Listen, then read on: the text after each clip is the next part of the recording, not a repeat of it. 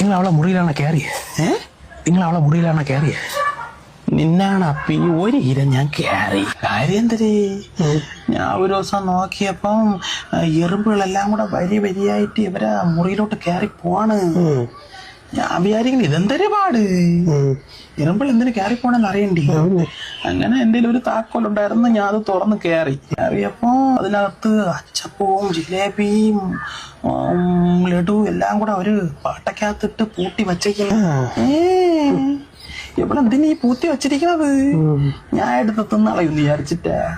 എന്റെ പട്ടിക്കും വേണ്ട, അങ്ങേർക്കാണെങ്കി ഷുഗർ.